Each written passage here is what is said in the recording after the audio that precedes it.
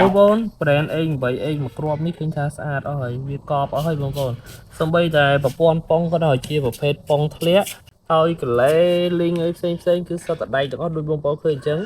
ហើយកងវាក៏ជាប្រភេទកងតុនដែរនេះចាំមើលណា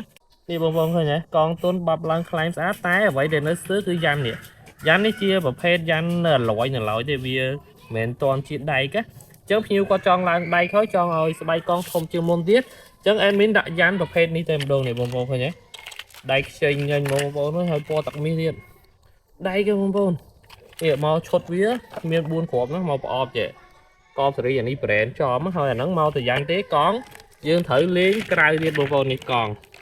ដែលកងនេះវាធំជាងមុនបន្តិចក្រាស់ជាងមុនទៀតហើយកលាវាក៏ជ្រៅដែរជាមួយអេដមីនលើបងប្អូនមើលបន្តិចនេះបងប្អូនដូចបងប្អូនឃើញអញ្ចឹងគឺវារៀងធំជាងមុនបន្តិចហើយបើយើងមើលចំពីមុខក៏វារៀងក្រាស់ជាងអាចាស់បន្តិចទៀតដែរចឹងអានេះពេលដែលយើងឡើងហើយនឹងឃើញការជាងមុនហើយសាច់វាក៏ទន់ជាងមុនបន្តិចទៀតដែរតែសម្រាប់ការតឡើងបងប្អូនមិនមែនយើងទៅដល់ដាក់ចូលហ្មងតែវាមានចាប់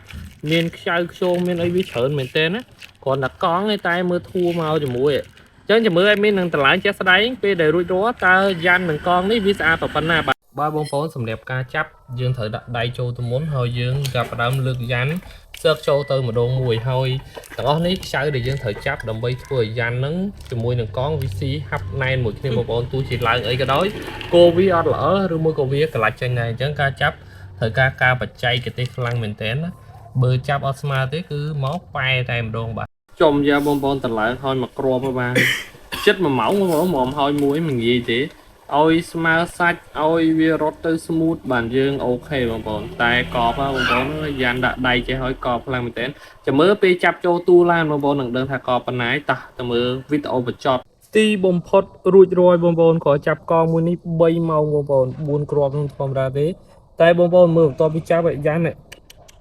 ស្អាតណាស់បងប្អូនអើយហើយឡាននេះស្រើអែមខ្លាំងមែនតើបងប្អូននិយាយទៅសាច់កងថ្មីហ្នឹងឃើញឲ្យវាហែកចេញពីតួបន្តិចឃើញឲ្យកាន់តែហែកហើយឡើងកាន់តែស្រើស្អាតហើយបើសពណ៌ភាពយ៉ាន់វិញណាញាក់សាច់បងប្អូនអើយអានេះដៃសុទ្ធហ្មងណាកបសេរីខ្លាំងមែនតើបងប្អូនហើយចាំមើលស្បែកកងវាបងប្អូនមើលសាច់កងគេ